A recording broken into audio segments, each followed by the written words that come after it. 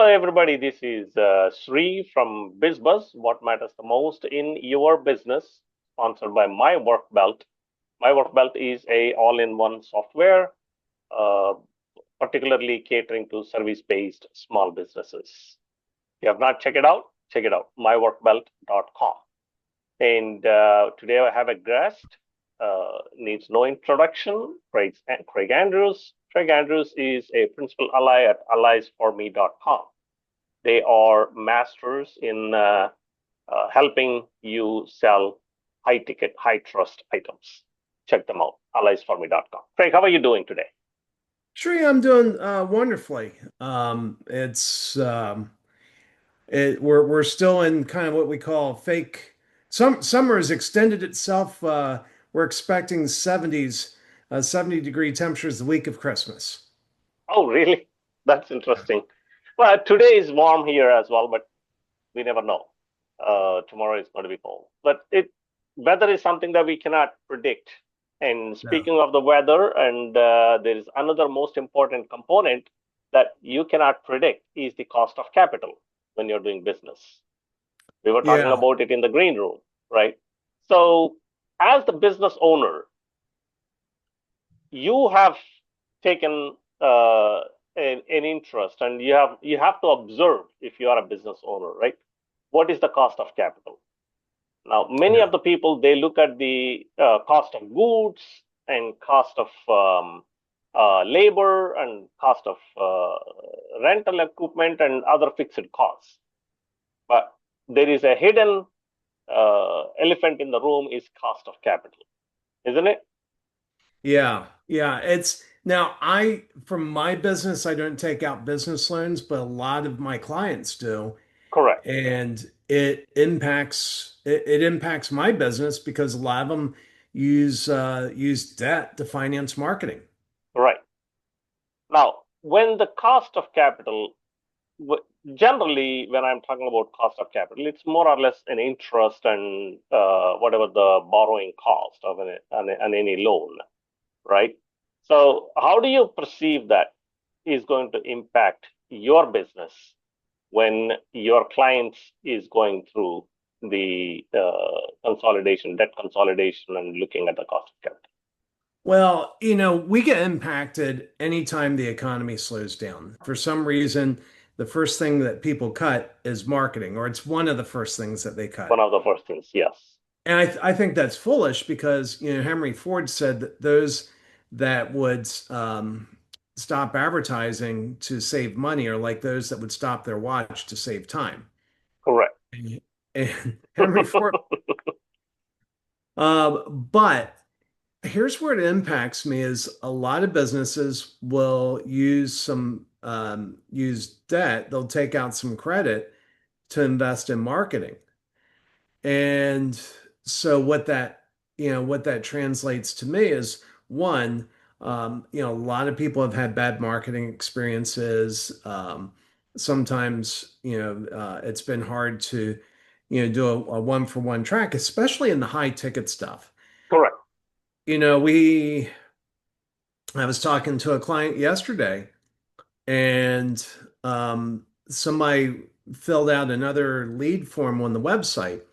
Well, this was a lead that came in 2, 3 months ago, Mm-hmm. maybe 3 months ago. And I had to remind him, I said, look, we told you when, roughly 80% of the leads that come in, they're not bad leads, they're just not ready to take action right away. Correct. Correct. And this person's still not ready to take action, but they're getting closer. Well, if they borrowed money to finance that marketing activity 2 or 3 months ago when the lead came in, it's going to take a while. It's going to take a while to see a return on that. And so, what that means for me is the impact that we need to be able to make for a business needs to be a significant multiple of the cost of capital, the annual interest rate. Right. See, generally, when somebody calculate the cost of goods and service, right? I mean, unless they are really looking at the books and having a clean books, then their accountant and CPA would be able to give them what is the cost of the uh, goods or service. But when you are generally looking at the cost of your deliverable, you're looking at the material cost, you're looking at the labor cost, you're looking at the insurance and other fixed expenses in the business, right? Hmm. Now, most of the times, the businesses don't look at how much is the cost of capital. Right? In your case, as you said, um, they can take a loan for funding the marketing initiatives, right? But it's just not the loan amount you're looking at. You have to see what is the cost of borrowing that loan amount as well. Yeah. Now, I mean, and let me just kind of interject most well-run businesses will have buckets as a percentage of revenue. Correct.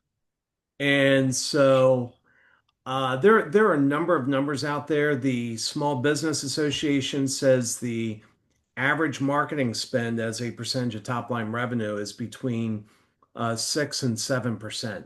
Mm, okay.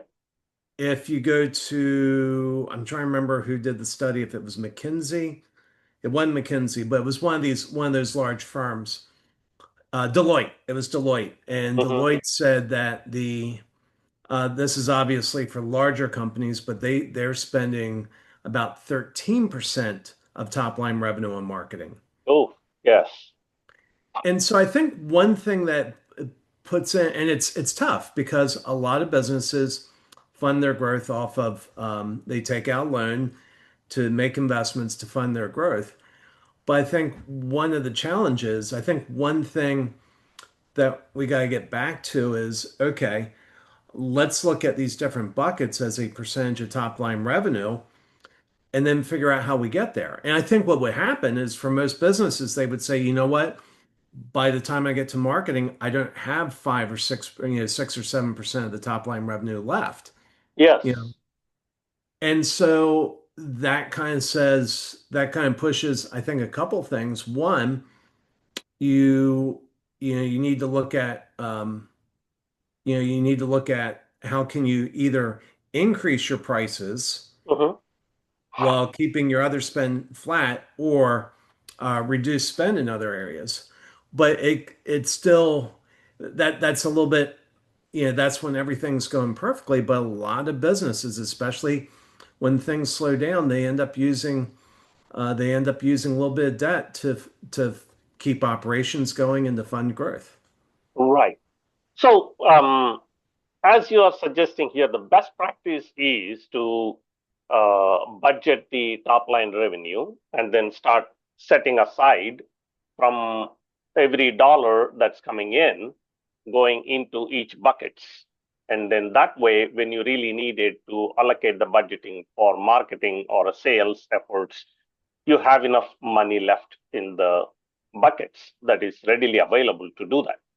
Right. If you don't have it, if you don't do that, then certainly you will have to uh, borrow the money in order to do the initiatives. If not, then you're going to be making a hard choice that not to do any marketing initiatives, which is going to be more or less a suicidal if you don't Right. do any marketing initiatives. So what we are looking at here is that how do we how do we see when you are in a challenging times? For example, we just 4 or 5 years ago we ran into COVID, and there is no revenue coming in many of the businesses, right? It will become very difficult for them to have a set aside in order to before they do the marketing initiatives, Right. Right. right? How do you overcome that? Well, the that's boy, that's a $1 million question there. Um, Yes, it is. but and I don't know if I have a nice clean answer for that. I would say this.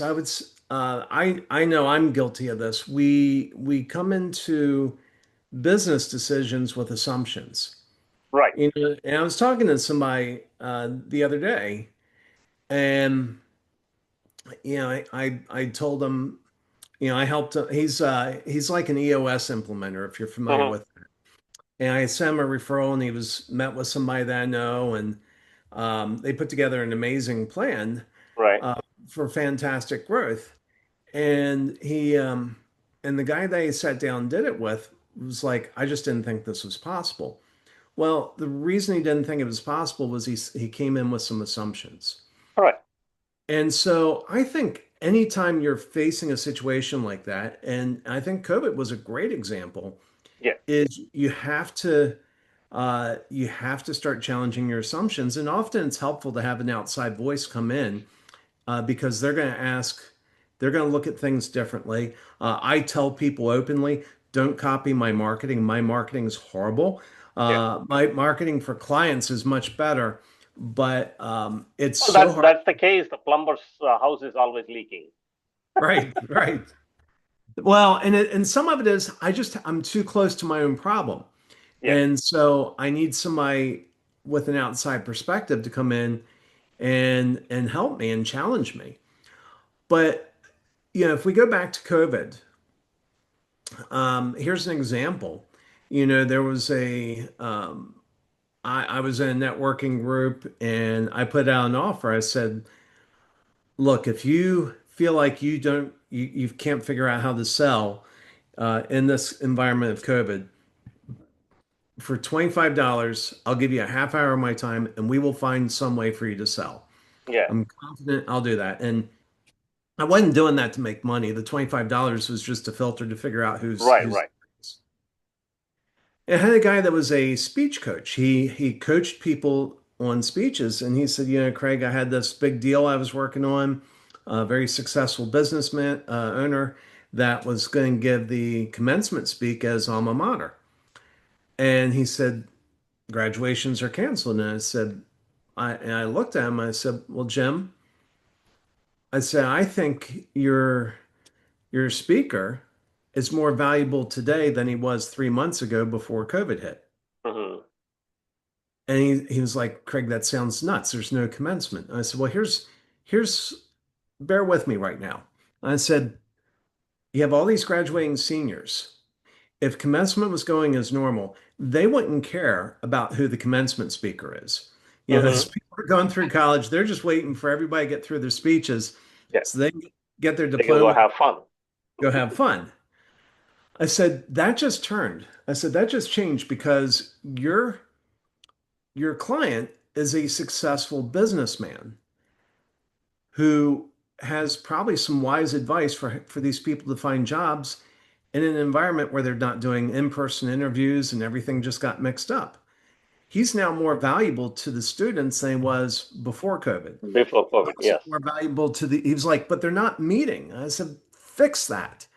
I said, reach out to the university and say, hey, instead of doing the commencement speech, we're going to do a workshop on helping these people find jobs. Guess Correct. what? The university cares because the university gets measured on how many of their graduates get jobs. That is correct. And so he ended up putting it together. He got paid to coach this guy on this speech. This guy gave a speech. So all that said to say, even in COVID, there's some opportunities, but my friend Jim was too close to the problem and he couldn't see the answer. I see. I see. I was looking from the outside.